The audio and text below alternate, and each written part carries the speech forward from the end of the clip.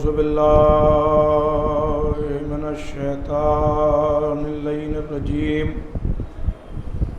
بسم الله الرحمن الرحيم الحمد لله رب العالمين الصلاة والسلام على سیدنا و شفیعنا ابی القاسم محمد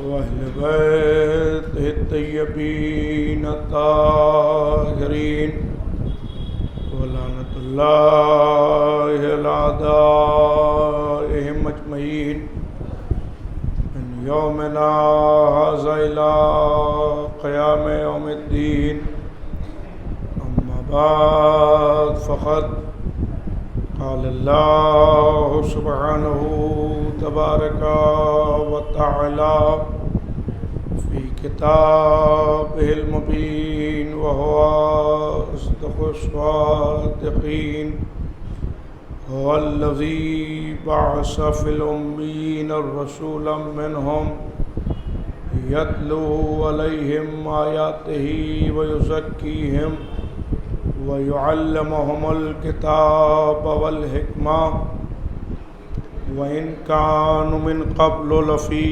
ضلال مبين.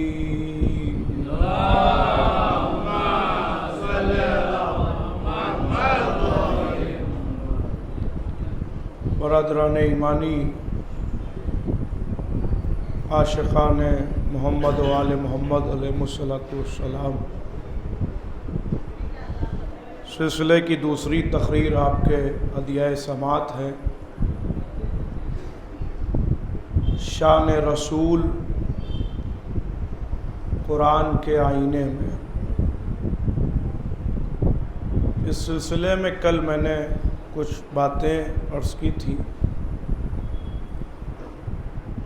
کہ اس وقت تک رسول کی معرفت نہیں ہو سکتی جب تک دنیا در اہل بیت پر نہ آ جائے.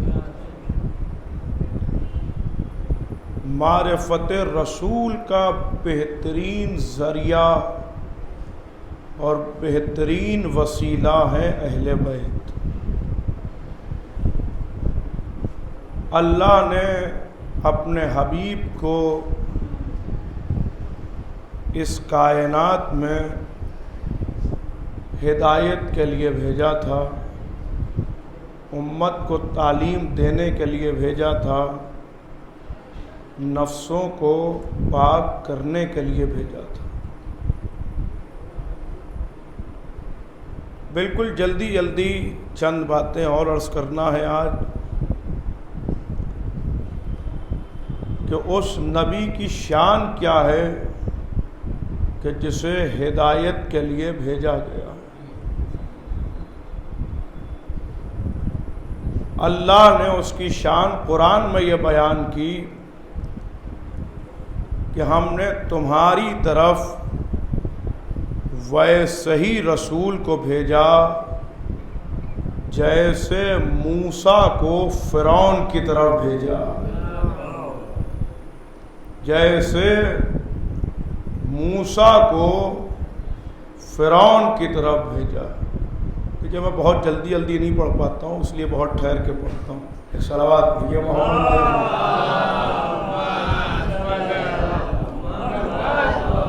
اور آپ سے گزارش ہے کہ تھوڑا سا متصل ہو جائے. زاہد بھائی آپ آگے آئیے.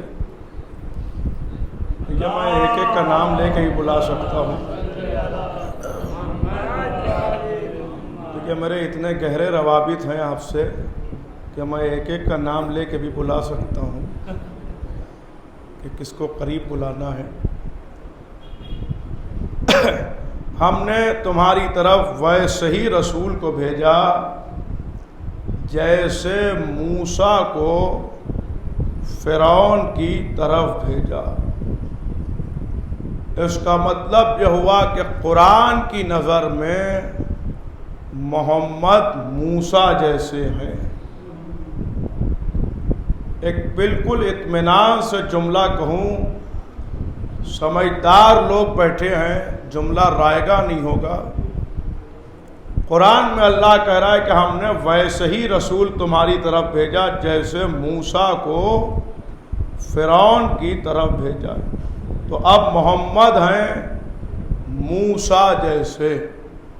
اب جنہیں جیسا کہنے کا شوق ہے وہ اپنے کو فرعون جیسا کہے۔ یہ توجہ فرمائی آپ نے بھائی، وہ اپنے کو فرعون جیسا کہیں، اس لیے کہ موسیٰ جیسے تو محمد ہو گئے، محمد تو موسیٰ جیسے ہیں، تو جیسے ہی کہنے کا شوق ہے تو اپنے کو فرعون جیسا کہیے۔ کبھی آئینے میں شکل دیکھی ہے کہ آپ اور محمد جیسے؟ نہیں توجہ اور مارے یہ جملہ بہت تیزی سے چلتا ہے، وہ بھی ہمارے جیسے، وہ بھی ہمارے جیسے، وہ بھی ہمارے جیسے، وہ بھی ہمارے جیسے، وہ بھی ہمارے جیسے۔ شرم نہیں آتی یہ کہتے ہوئے کہ جس کے صدقے میں کائنات بنی ہو اسے محمد کہتے ہیں۔ کیا میں جملہ کہہ کے آگے بڑھ رہا ہوں؟ جس کے صدقے میں کائنات بنی ہو اسے محمد کہتے ہیں۔ اب ایک جملہ کہوں، وہ تمہارا جیسا کیسے ہو جائے؟ اس لیے کہ کائنات کو اس کی ضرورت ہے اور تمہیں کائنات کی ضرورت ہے۔ صلوات ہے محمد والے محمد۔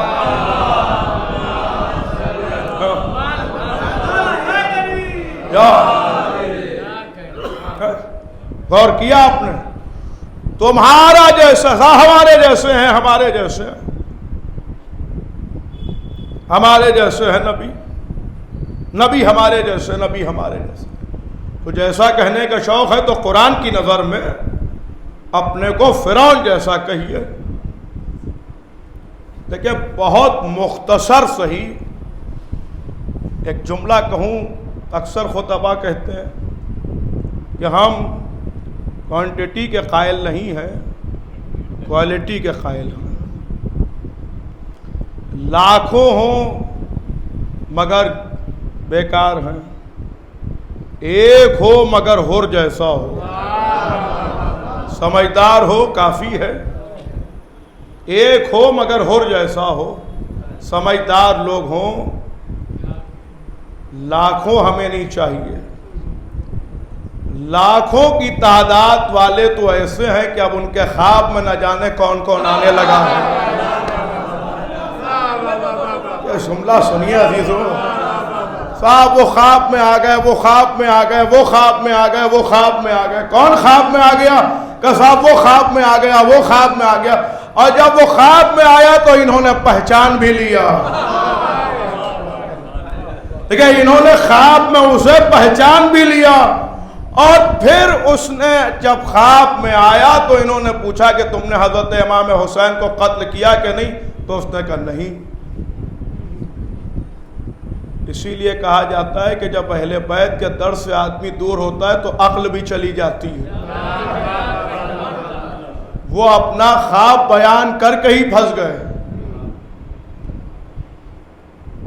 وہ اپنا خواب بیان کر کے ہی پھنس گئے۔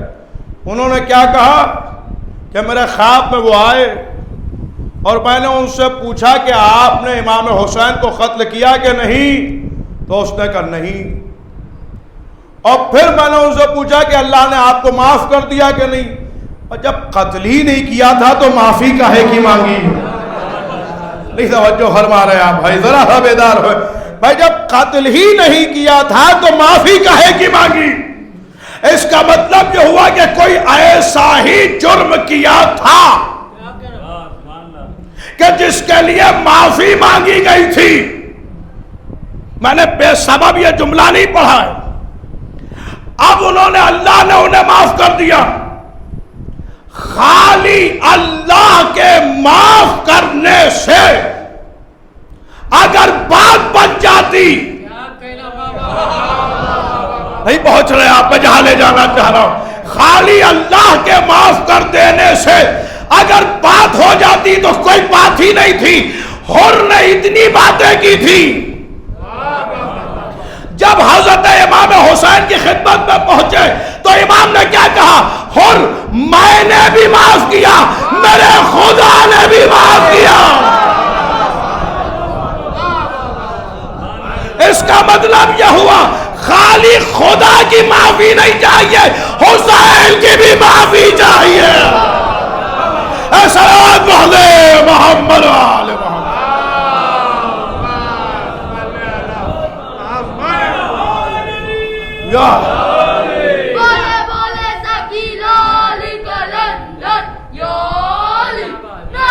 بھائی آپ جاگے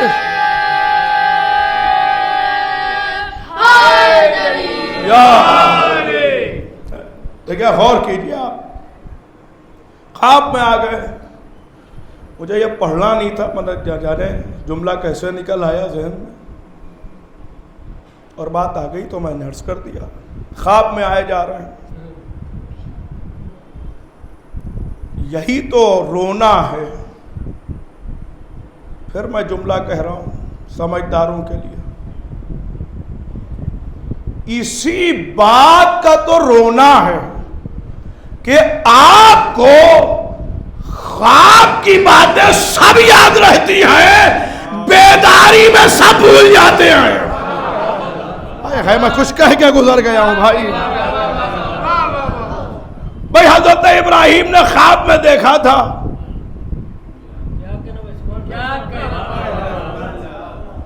کہ وہ اپنے بیٹے کے گلے پر چھری پھیر رہے ہیں. وہ بیٹے کو لے کے میدان منا میں پہنچے اور انہوں نے چھری رکھی. دمبا آ گیا. آج تک لاکھوں روپے خرچ ہو رہے ہیں کیونکہ خواب پورا کرنا ہے. خواب میں بڑا زور ہے.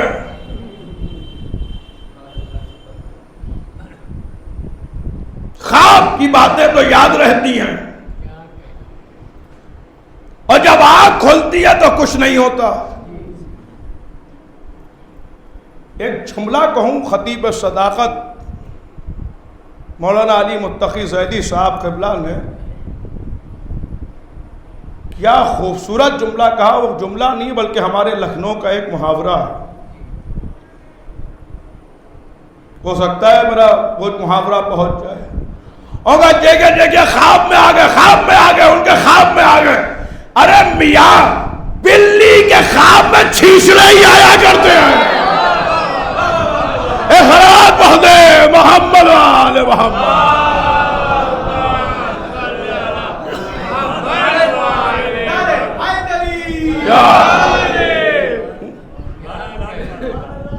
تو بلی کے خواب میں چھیچڑے ہی آیا کرتے ہیں. تو جیسے لوگ ہیں ویسے خواب میں آ رہے ہیں. جاگتے ہیں تو کچھ بھی نہیں ہوتا. اب وہ لوگ کہتے ہیں کہ صاحب نبی ہمارے جیسے، نبی ہمارے جیسے. اور قرآن یہ کہہ رہا ہے کہ نبی ہیں موسیٰ جیسے. لیکن کیونکہ آپ بیدار بیٹھے ہیں اس لیے یہ بات پڑھ رہا ہوں اور یہ دوسری مرتبہ پڑھ رہا ہوں. اس سے پہلے میں نے ابھی بنگلور میں پڑھی بات اور پھر یہاں دوسری بار پڑھ رہا ہوں یہ بات. اور قرآن، میں نے کہا کہ موضوع جو ہے شان رسول قرآن کے آئینے میں ہے. قرآن ہی ہے ایک ایک لفظ. ہم نے تمہاری طرف ویسے ہی رسول کو بھیجا جیسے موسیٰ کو فرعون کی طرف بھیجا. اب موسیٰ کو کس کی طرف بھیجا؟ فرعون کی طرف. فرعون کی طرف بھیجا، حامان کی طرف بھیجا، قارون کی طرف بھیجا.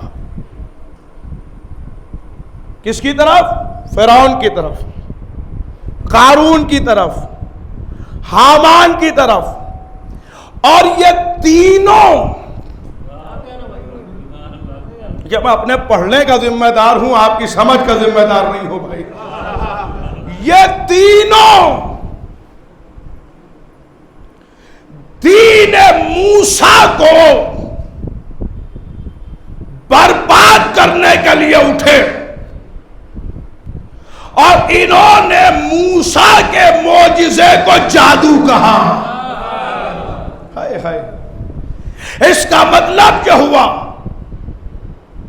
اب یہ تینوں ہیں کون؟ یہ جملہ سن لیجئے تو بات واضح ہو جائے گی۔ فرعون سب سے بڑا ہے، قارون دولت مندی کا نمائندہ ہے، اس کے بعد دولت بہت ہے، حامان دانش مندی کا نمائندہ ہے، عقل مند ہے بہت۔ یہ تینوں لوگ موسیٰ کے دین کو مٹانا چاہتے تھے۔ یہی تین طاقتیں تو ہمیشہ نبوت کے سامنے رہی ہیں، یہی تین طاقتیں جو ہیں وہ نبوت کے مقابلے پر رہی ہیں، اور انہوں نے ہمیشہ معجزے کو جادو کہا۔ دیکھیں میرے ساتھ صبر کیجئے گا تو بات آسان ہوگی۔ انہوں نے ہمیشہ معجزے کو جادو کہا۔ وہ یہ چاہتے تھے کہ موسیٰ کی شریعت مٹ جائے، موسیٰ کا دین ختم ہو جائے، کیونکہ وہ دولت مند تھے۔ اس میں فرعون سب سے بڑا تھا، حامان اس سے چھوٹا، قارون اس سے چھوٹا۔ تو اب قرآن کی نظر میں تین ایسے ہیں جو موسیٰ کے دین کو مٹانے والے ہیں۔ ہم نے کہا معبود جب تین مٹانے والے ہیں تو دین موسیٰ کو بچانے کا بھی تو کوئی انتظام کیا ہوگا، یہ بتا کہ کیا انتظام ہے؟ تو کہا سورہ اعراف پڑھ لو، ہم نے موسیٰ کے دین کو بچانے کے لیے 12 رکھے ہیں۔ بات پہنچی نہیں بھائی جہاں میں لے گیا ہوں۔ مٹانے والے کتنے؟ بچانے والے؟ اب میرا نبی ہے موسیٰ جیسا، میرا نبی ہے موسیٰ جیسا، اس کے دین کو بھی مٹانے والے دین۔ پھر میں کہہ رہا ہوں میں اپنے پڑھنے کا ذمہ دار ہوں، آپ کی سمجھ کا ذمہ دار نہیں۔ اس کے دین کو بھی مٹانے والے دین، ابو لہب، ابو جہل، عاص بن وائل۔ عاص بن وائل وہ ہے جس نے نبوت کے لیے کہا کہ یہ معاذ اللہ ان کی نسل ابتر ہے، ابتر کا تانا دیا اور ان کی نسل ختم ہو گئی ہے، ان کے کوئی اولاد نہیں، ابتر کا تانا دیا عاص نے۔ یہ چھوٹے چھوٹے بچے میرے سامنے بیٹھے تاکہ یہ تاریخ بھی تھوڑا سا سنتے چلے۔ عاص وہ ہے جس نے ابتر کا تانا دیا نبی کو، لہذا اللہ نے فوراً سورہ کوثر نازل کیا۔ ارے بھائی جملہ پہنچا ہی نہیں یہاں تک جو میں کہنا چاہ رہا ہوں۔ اللہ نے پورا سورہ کوثر نازل کیا۔ میں نے ہاتھوں کو جوڑا، معبود جھگڑا تو محمد سے تھا، عاص کی لڑائی کس سے تھی؟ محمد سے تھی۔ وہ تانا کس کو دے رہا تھا؟ محمد کو۔ یہ تو بیچ میں کہاں سے آ گیا؟ کہ میں بتانا چاہتا ہوں کہ اگر میرے نبی پر کسی نے بھی کوئی انگلی اٹھائی تو میں نہیں چھوڑنے والا۔ ہے بھائی توجہ نہیں فرما رہے آپ؟ اگر کسی نے بھی انگلی اٹھائی تو میں چھوڑنے والا نہیں ہوں۔ اب زمانے والوں، اگر تم شان رسالت میں گستاخیاں کر رہے ہو تو ذرا قرآن پڑھ لو۔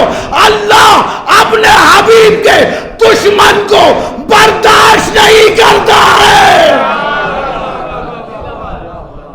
اللہ اپنے حبیب کے دشمن کو برداشت نہیں کرتا۔ اب کتنے ہیں مٹانے والے؟ سب سے بڑا ابو لہب، اس سے چھوٹا ابو جہل، اس سے چھوٹا عاص، اب میرا نبی کس جیسا ہے؟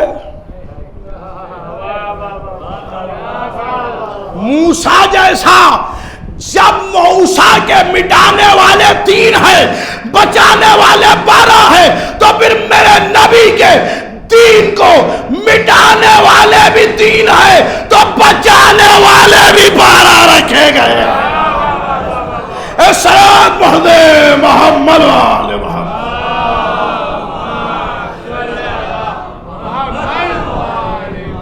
ایک اس سے بہتر صلوات پڑھ گئے محمد والے محمد۔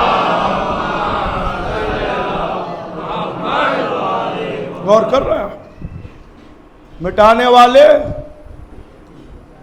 بچانے والے 12 اور سب ہاشمی۔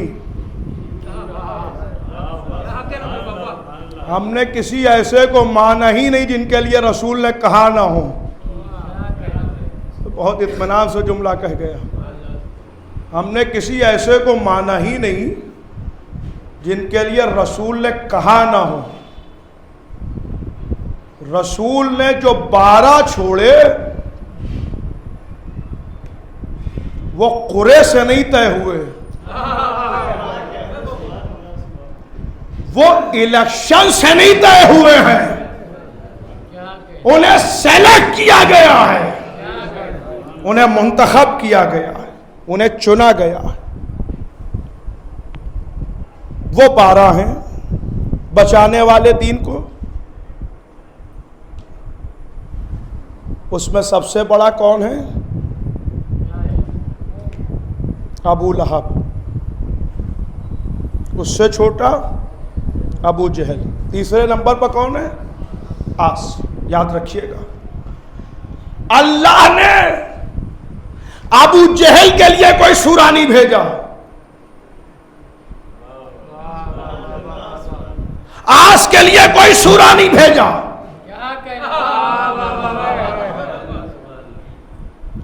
لیکن کیا کہا؟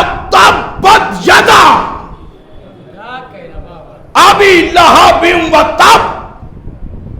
ہاتھ ٹوٹے ابو لہب کے، ہاتھ ٹوٹ جائے ابو لہب کے، پورا سورہ آ گیا، پورا سورہ بھیج دیا۔ ابو لہب محمد کا سگا چچا ہے۔ نئی جملہ پہنچا ہے بھائی، میں کچھ کہہ رہا ہوں، میں کہہ رہا ہوں، میں قرآن پڑھ رہا ہوں کہ انکار نہیں کر سکتا ہے۔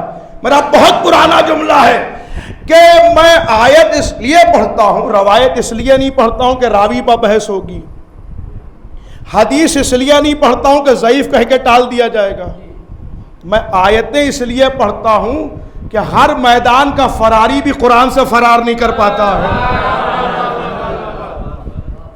اب قرآن سنیے، کون؟ تبت یدا، اس کے ہاتھ ٹوٹ جائیں، اس کے ہاتھ ٹوٹ جائیں، اس کا دل کاڑا ہو جائے، ٹیڑھا ہو جائے۔ اللہ کا کیا کہہ رہا ہے ابو لہب کے لیے؟ جو رسول کا سگا چچا ہے، قرآن پڑھ کے بھی سمجھ میں نہیں آتا، شاید میں اپنا جملہ پہنچا سکوں، قرآن پڑھ کے بھی سمجھ میں نہیں آتا۔ اللہ نے محمد کے سگے چچا کے بارے میں یہ باتیں کر کے زمانے کو سمجھا دیا۔ جب میں محمد کے معاملے میں سگے رشتہ دار کو برداشت نہیں کرتا تو باہر سے آنے والوں کو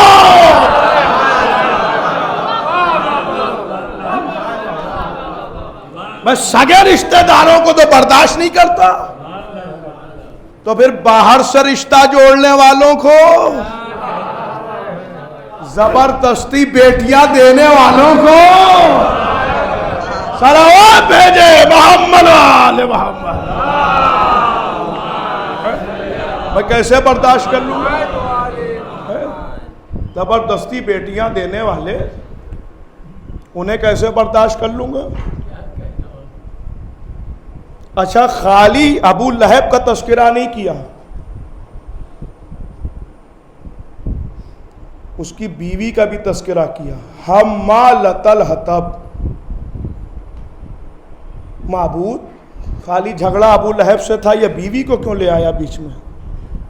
کہ کیونکہ وہ بھی اس کی شریک ہے۔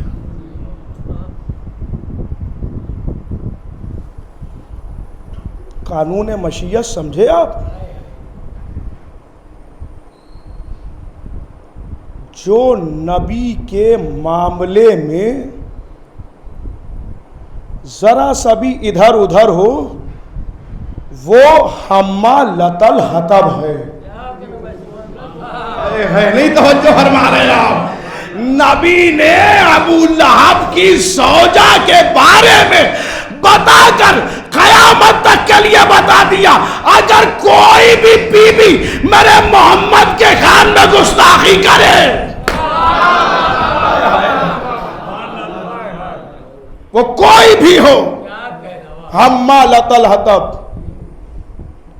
اس کے بھی ہاتھ ٹوٹے، وہ حمالۃ الحطب ہے۔ آپ سوچئے، اچھا ماں کا کردار بڑا عجیب و غریب ہوتا ہے بیٹوں کے معاملے میں،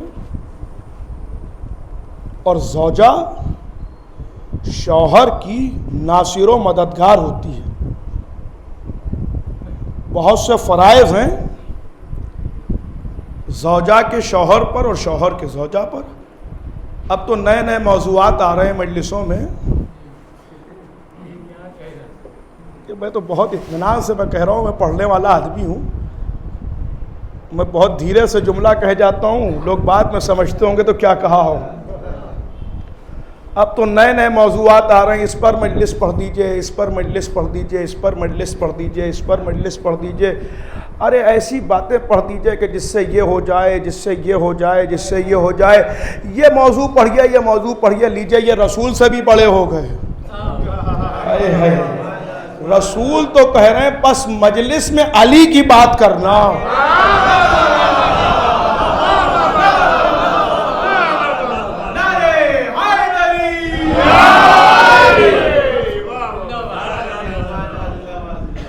وہ کہہ رہے ہیں کہ علی کی بات کرنا۔ مجھے دو مصرے یاد آ گئے جناب نیر مجیدی صاحب کے، کیا قیامت کے دو مصرے کہہ دیے۔ وہ پڑھے ناد علی، ان کو وسیلے سے گریز۔ وہ پڑھے ناد علی، ان کو وسیلے سے گریز، یہ محمد سے بڑے ہیں، ذرا ان سے ملیے، یہ محمد سے بڑے ہیں، ذرا ان سے ملیے۔ وہ تو کوئی بات علی کے بغیر شروع نہیں کرتے، اور جناب کے گلے سے علی نہیں اترتا۔ وہ کوئی بات بغیر علی کے کرتے نہیں، اور جناب کے گلے سے علی اترتا۔ اب تو یہ بھی کہا جا رہا ہے کہ نوحے بھی ایسے پڑھیے، نوحے ایسے ہوں، تبلیغ ایسے ہو، ایسی باتیں پڑھی جائیں کہ جس سے معاشرہ سدھر جائے۔ تو معاشرہ بگڑا کب تھا؟ میں اتنے ہی اطمینان سے جملہ کہوں گا، جیسے بیٹھا ہوں ایسے ہی جملہ کہوں گا، دیکھتا ہوں آپ کتنا بیدار بیٹھے ہیں۔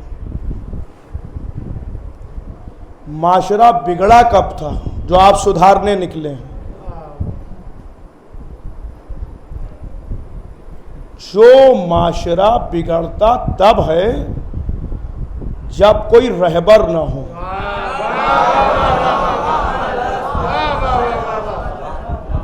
کوئی ہادی نہ ہو، کوئی رہنما نہ ہو۔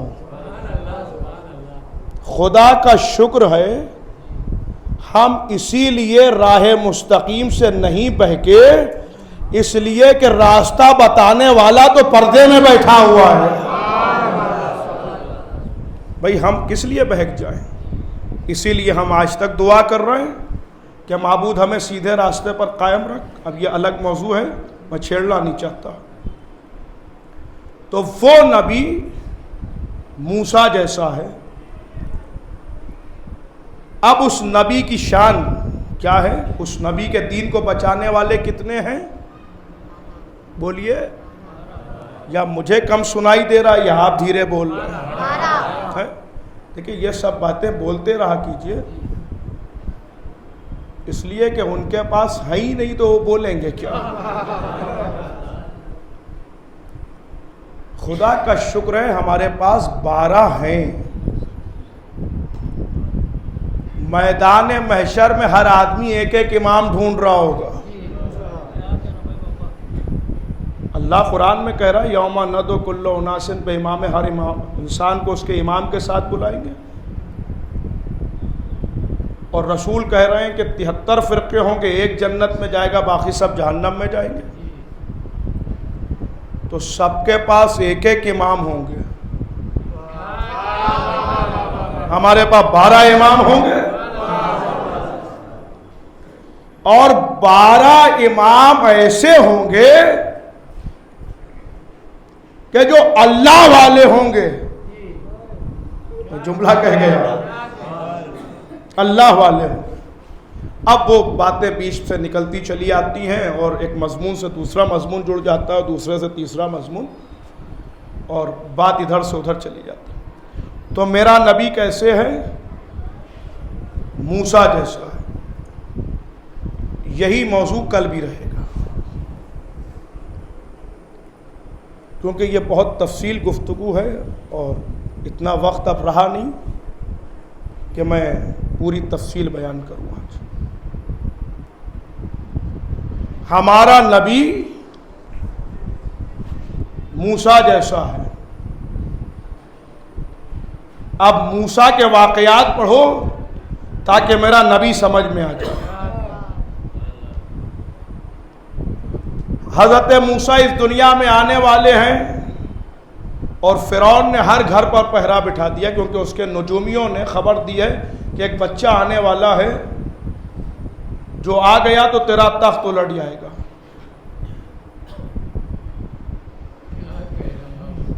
دیکھیے میرے ذہن میں ایک جھٹکا لگ رہا ہے، اور منبر پر بھی بہت سی چیزیں عطا ہوتی ہیں۔ ایک جھٹکا ذہن کو لگا کہ ایک جملہ چھوڑ رہے ہو، وہ بھی تو پڑھو۔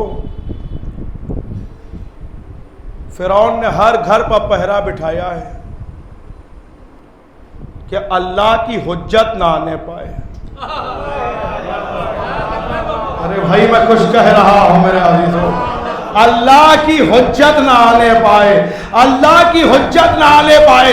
اب جنہیں اللہ کی حجت آنے میں تکلیف ہوتی ہے وہی لوگ کہہ رہے ہیں قیامت آنے والی ہے، قیامت آنے والی ہے، قیامت آنے والی ہے۔ ذرا انہیں بتاؤ قیامت بعد میں آئے گی، امامت پہلے آئے۔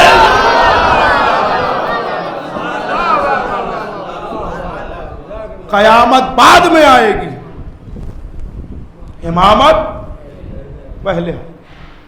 حضرت موسیٰ آ رہے ہیں، آ گئے، چلیے میں نے چھوڑ دیا سب۔ ماں پریشان ہونے لگی، کہا پریشان کیوں ہوتی ہو؟ اس بچے کو ایک صندوق میں رکھو۔ دیکھیے واقعات ہزاروں بار سنے ہیں، نتائج ہو سکتا ہے نئے ہوں۔ اس کو دریا میں رکھو، اس صندوق کو دریا کے حوالے کرو، اور پھر میری قدرت دیکھو۔ موسیٰ کی ماں نے اللہ پر اعتبار کرتے ہوئے کہ بعض جملے جو ہیں وہ ہوا کی نظر ہو جاتے ہیں، اللہ پر بھروسہ کر کے اپنے نومولود بچے کو دریا کے حوالے کر دیا، جسے دریا پر نہیں بھروسہ تھا، اللہ پر بھروسہ تھا۔ اس کا مطلب یہ ہوا کہ جسے اللہ پر بھروسہ ہوتا ہے وہ کسی میدان سے گھبراتا نہیں ہے۔ ارے میں پوری تاریخ ایک جملے میں سمیٹ دی ہے بھائی۔ جسے اللہ پر بھروسہ ہوتا ہے، یا لفظوں کو اور آسان کر دوں تاکہ بات اور واضح ہو جائے، جسے اللہ پر بھروسہ ہوتا ہے وہ میدان سے بھاگتا نہیں ہے۔ بھائی توجہ نہیں فرما رہے ہیں آپ۔ جسے اللہ پر بھروسہ ہوتا ہے وہ میدان سے بھاگا۔ اب میدان سے جو بھاگ رہے تھے ان کے بارے میں ذرا تحقیق کیجئے کہ ان کا رشتہ اللہ سے کیسا تھا۔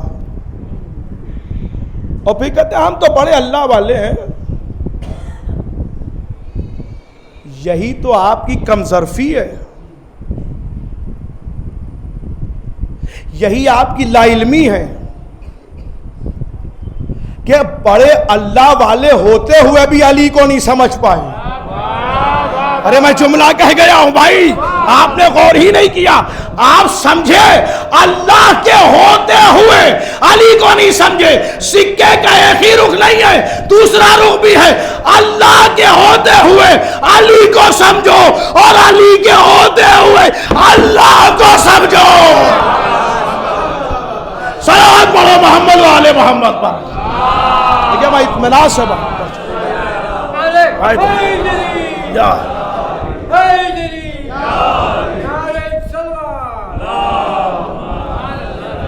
علی کی بادشاہی ہے، علی اس پہ الہی ہے، ہر ایک میزان میں تولا، زباں کے ساتھ دل بولا، علی مولا، علی مولا، دونوں ہاتھ بلند کر کے نعرہ حیدری۔ ماشاءاللہ ابھی سفر کی 11ویں ہوئی ہے اور ایسا لگ رہا ہے کہ مجلس رمضان کے 4 بجے ہو رہی ہے۔ اتنی کمزور صلوات علی والوں کے اوپر شوبہ نہیں دیتی ہے۔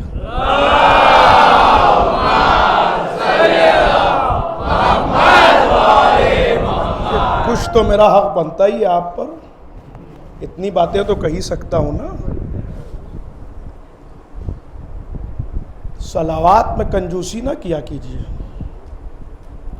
اس لیے کہ اس میں اگر کنجوسی کر لی تو پھر اس لا شریک کو کیسے شریک کیجیے گا۔ میں یہی کہہ رہا ہوں کہ بیچ بیچ میں نہ جانے باتیں الگ سے بھی آ جاتی ہیں، اس لیے مجھے عرض کرنا پڑتا۔ تو اب دریا کے حوالے کر دیا، اور میں گھڑی کی طرف بھی دیکھتا رہتا ہوں کہ وقت زیادہ بھی نہ ہونے پائے۔ دریا کے حوالے کر دیا۔ دریا دیکھا ہے نا آپ نے؟ اب تو ماشاءاللہ یہاں ہے نا دریا، سمندر ہے، یہاں ہے ندی ہے۔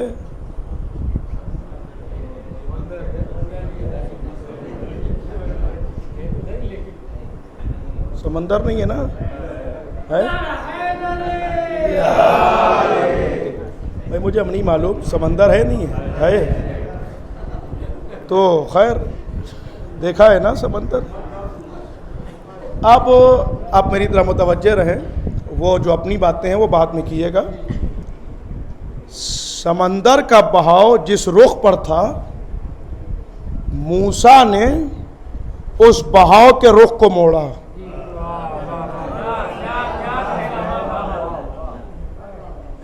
پہنچ رہی ہے نا بات؟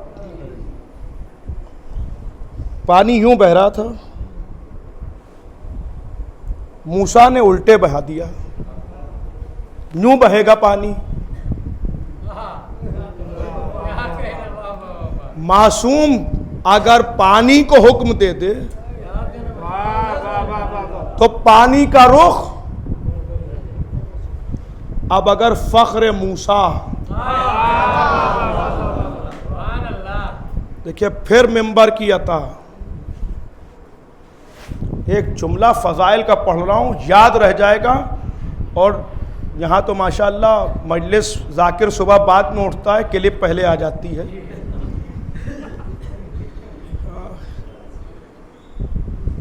یہ کلپ ضرور آپ نوٹ کیجئے۔ میں شہزادہ جناب علی اصغر کی فضیلت کا ایک جملہ پڑھنے جا رہا ہوں، بہت بیدار ہو کے سنیے گا۔ خدا آپ سب کو سلامت رکھے۔ موسیٰ نے پانی کے رخ کو موڑ دیا، اسماعیل نے ایڑی رگڑی، چشمہ جاری ہو گیا، آج تک زمزم جاری ہے۔ اصغر ہے فخر اسماعیل۔ ابھی میں نے جملہ نہیں پڑھا ہے، اسماعیل نے ایڑیاں رگڑی، چشمہ جاری ہو گیا، اصغر ہے فخر اسماعیل۔ حسین نے اصغر کو زمین پر لٹایا مگر جلدی سے اٹھا لیا، کہیں اصغر ایڑیاں نہ رگڑ دے۔ بھائی توجہ فرمائیے،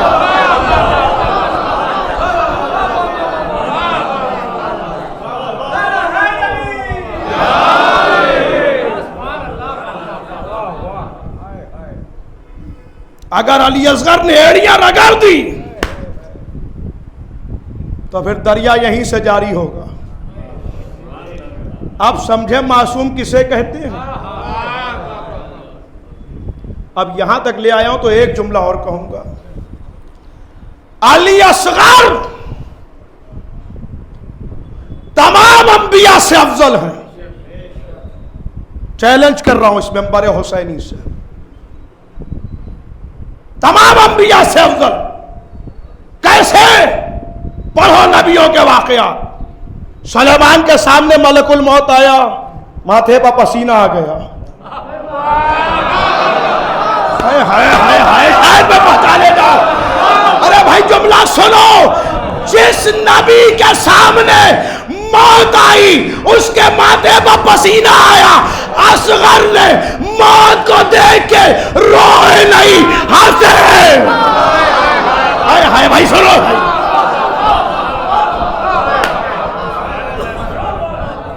اصغر روئے نہیں، ہنسے، اور ہنس کے قیامت تک بتایا کہ جو موت پر روئے وہ اور ہیں، جو مسکرا کے دین کو بچا لے وہ اور۔ اصل میں جب گزشتہ برس میں نے یہاں اشرا پڑھا تھا تو میرے بھائیوں نے مجھے بہت سے حکم دیے تھے، اور وہ باتیں اس سال مجھے پڑھنا تھی،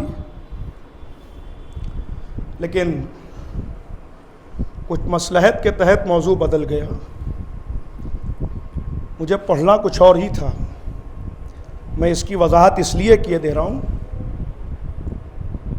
کل میں نے بہت مختصر سے لوگ تھے اس لیے بتا دیا تھا کہ اس موضوع کا انتخاب اس لیے کیا ہے کہ آج جو آتا ہے وہ ہمارے رسول کی شان میں گستاخی کر کے چلا جاتا ہے، اس لیے ہم ممبروں سے اپنے رسول کی شان بیان کر رہے ہیں۔ لیکن مجھ سے میرے بھائیوں نے کہا تھا کہ کربلا کے کمسن شہزادوں کی جنگ پڑھ دیجئے گا۔ ایک جملہ کہوں، جنگ پڑھنے کے لیے بہادر چاہیے اور جنگ سننے کے لیے بھی بہادر چاہیے۔ اس لیے انشاءاللہ کوشش کروں گا کہ آگے کسی مجلس میں کسی ایک یا دو کی جنگ عرض کروں گا۔ تو علی اصغر مسکرائے۔ معصوم کی ایک صفت یہ بھی ہے کہ جو روتے ہوئے نہیں مسکراتے ہوئے جنگ جیتے اسے اصغر۔ اصغر کے معنی کیا ہیں؟ سب سے چھوٹا۔ کبیر کہتے ہیں بڑے کو، کبیر کہتے ہیں بڑے کو۔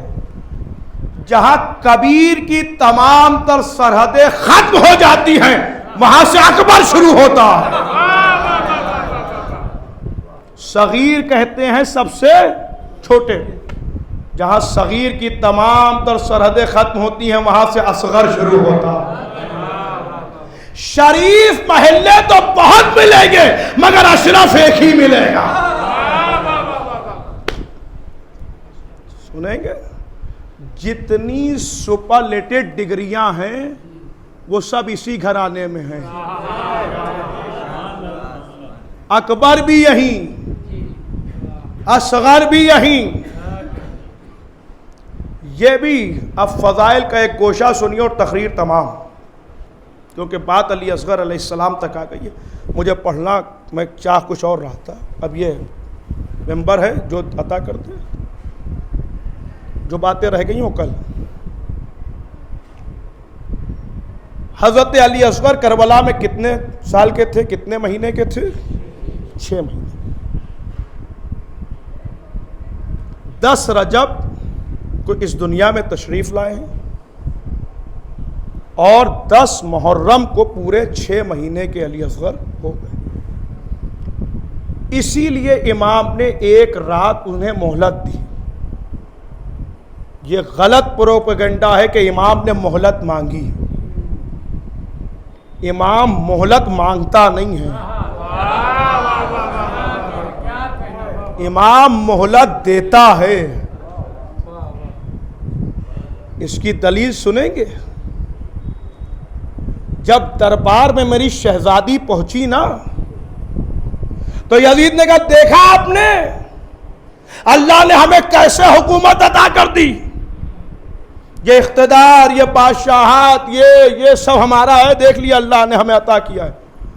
زینب عالمہ علم قرآن تھی، قرآن سے جواب دیا. یزید جسے تو حکومت سمجھ رہا ہے حکومت نہیں ہے، خدا کی طرف سے مہلت ہے.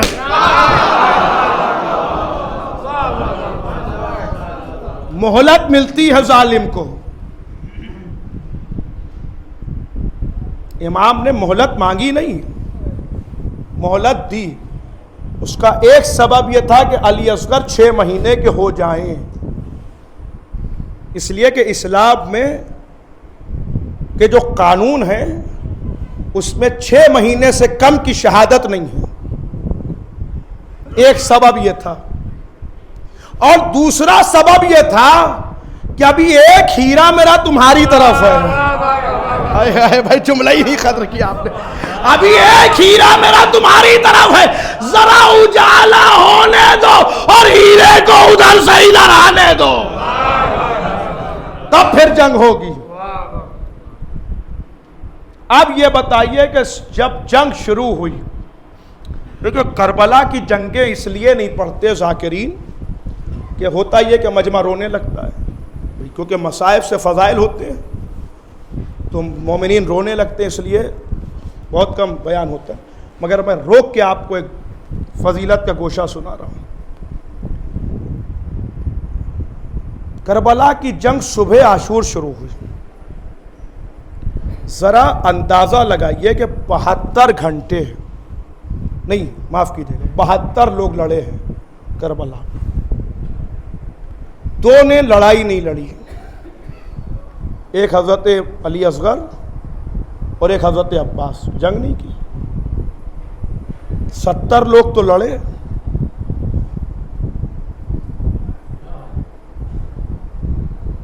عصر کے ہنگام تک لڑائی چلی. میں بہت بڑی تحقیق اور بہت بڑی سوچ آپ کو دے رہا ہوں، سوچئے گا اور پھر میرے حق میں دعا کیجئے گا. مان لیجئے صبح 6 بجے جنگ شروع ہوئی تھی اور 4 بجے تک ہوئی. کتنے گھنٹے ہوئے؟ 10 گھنٹے ہوئے نا. 10 گھنٹے جنگ چلی. میتھ سے تعلق رکھنے والے لوگ بیٹھے ہیں نا. میں بہت کمزور آدمی ہوں، میں تو ہر معاملے میں کمزور ہوں. بس یہ کرم اہل بیت ہے کہ ممبر پا کے مجلس پڑھ لیتا ہوں. یہ ان کا کرم ہے، یہ ان کی تائید ہے. بہت جاہل مطلق انسان ہوں. یہ ان کا احسان و کرم ہے کہ وہ اپنے فضائل اس نجس زبان سے پڑھوا لیتے ہیں. دیکھیے میں بہت اطمینان سے ٹھہر کے جملہ پڑھنا چاہ رہا ہوں، اس لیے میں وقت لے رہا ہوں. 10 گھنٹے کی جنگ ہوئی. امام حسین بیٹھے ہوئے ہیں، جانثار آتے ہیں، جنگ کی اجازت لیتے ہیں. امام اجازت دیتے ہیں، رخصت کرتے ہیں. وہ میدان میں جاتا ہے، جنگ کرتا ہے، گرتا ہے. حسین لاشا اٹھاتے ہیں، خیمے میں لاتے ہیں. پھر ایک آدمی اجازت مانگتا ہے. تو ایک آدمی کو کربلا میں اجازت سے لے کر لاشا لانے تک حسین کے کتنا وقت صرف ہوا ہوگا؟ کم سے کم بھی اگر مانے تو 15 منٹ تو لگے ہی ہوں گے. اب 72 کو 10 گھنٹے سے وہ کیجیے آپ. ممکن ہے؟ نہیں نا.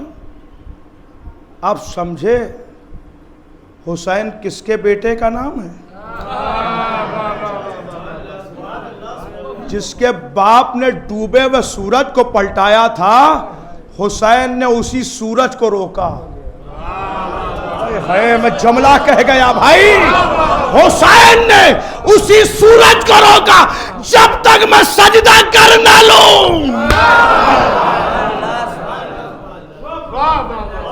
تجھے اجازت نہیں ہے کہ ڈوب جا جب تک میں سجدہ نہ کر لوں. اب اس جنگ کا نقشہ تیار کیا حضرت عباس نے. جو سب سے پہلا شہید رکھا وہ 70 برس کا ضعیف تھا، اور جو سب سے آخری رکھا وہ 6 مہینے کا مجاہد. میں نے ہاتھوں کو جوڑا. غازی کیا سبب ہے کہ سب سے آخر میں 6 مہینے کا مجاہد کیوں رکھا؟ کہ سب لڑنے جائیں گے. بھائی اگر جملہ پہنچ گیا تو یاد رہ جائے گا. یوں ہی پڑھ رہا ہوں.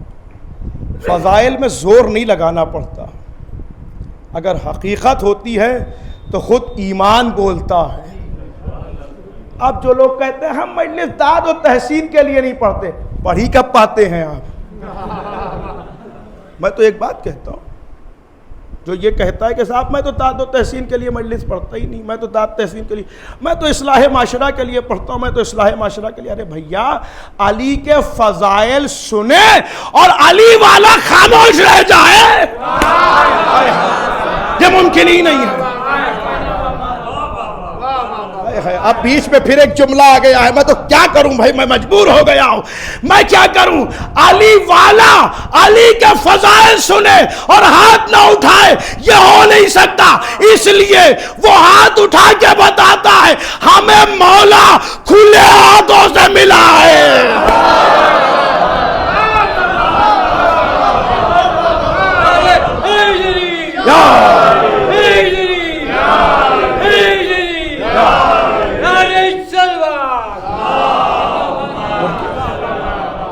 یہ دونوں ہاتھ جو اٹھتے ہیں داد کے لیے اسی لیے اٹھتے ہیں کہ ہمیں مولا کھلے ہاتھوں سے ملا ہے. اب جہاں بت چھپے ہوئے ہوں وہ کیا کریں بیچارے. تو حضرت علی اصغر کو کیوں رکھا؟ اب اتنے اطمینان سے سنیے جملہ اور تقریر تمام کروں، وقت بہت ہو گیا کیونکہ آپ کو دوسری مجلس سے ہی پہنچنا ہے. اور مجھ سے بہتر خطیب برادر عزیز مولانا قرطاس کربلائی صاحب کو آپ سنیں گے. سنیے. غازی یا آخر میں اصغر کیوں رکھا؟ کہ سب لڑنے جائیں گے.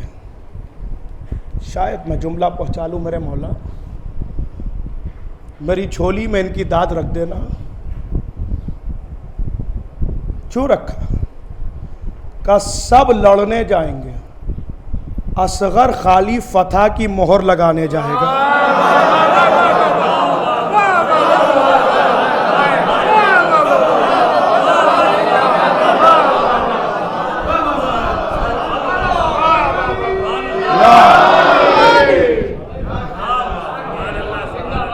اصغر خالی فتح کی مہر لگائے گا، سب لڑیں گے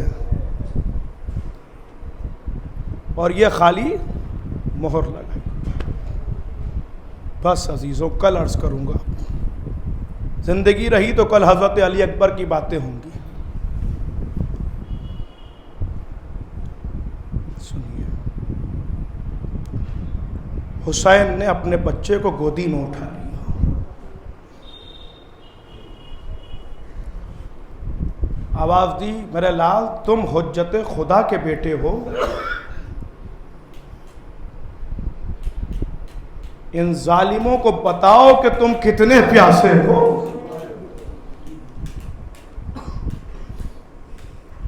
اپنی سوکھی ہوئی زبان پپڑیائے ہوئے ہونٹوں پر علی اصغر نے پھیر دی۔ فوج اشقیہ رونے لگی۔ میرے عزیزو رونے میں شرمایا نہ کیجیے، اس لیے کہ وہ بی بی آتی ہے جس کا پہلو ٹوٹا ہوا آنسو لینے کے لیے۔ چند جملے ہیں، اس پر غور کیجیے۔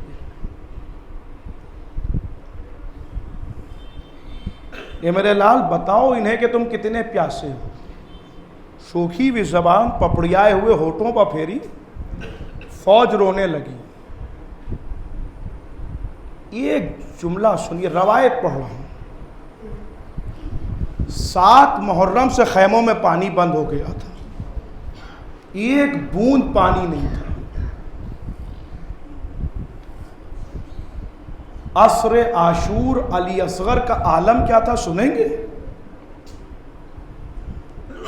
آپ نے مچھلی کو دیکھا ہے نا،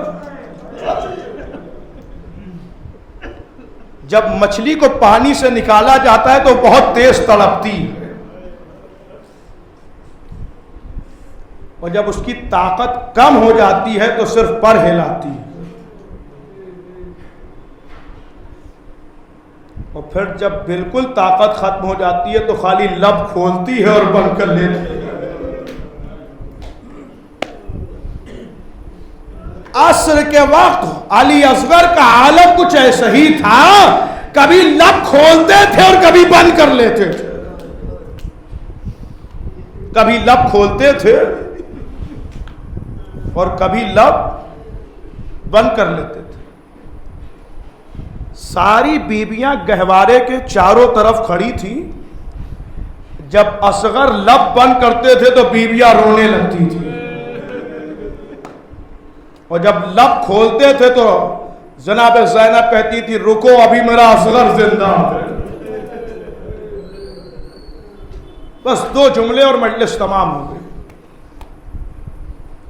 جس کا عصر کے ہنگام میں یہ عالم تھا، اس کے لیے حسین کہہ رہے تھے اس نے 3 دن سے پانی نہیں پیا، اسے 2 گھونٹ پانی پلا دو، مگر پانی کے بدلے 3 بھال کا تیر چلا۔ عزیزو 3 بھال کا تیر۔ اب میری طرف دیکھیے تو ایک منظر، ہر مجلس تمام ہو گئی۔ آپ نے 3 بھال کا سنا ہے نا؟ 3 بھال کیسے ہوتے ہیں؟ جس میں 3 نوکیں ہوتی ہیں، جس میں 3 نوکیں ہو، وہ تیر ہرملا نے کمان سے جوڑا، تیر چلا، سنو گے عزادارو، ایک حصہ اصغر کے گلے پر لگا، ایک حصہ امام کے بازو پر لگا، ایک حصہ اصغر کے ایک کان سے دوسرے کان کے باہر آ گیا، بچہ باپ کے ہاتھوں پر پلٹ گیا۔ میں ایک جملہ اور مجلس تمام، بچہ باپ کے ہاتھوں پر پلٹ گیا۔ حسین کی غربت یہ ہے کہ بچے کے گلے سے تیر کھینچ لیا،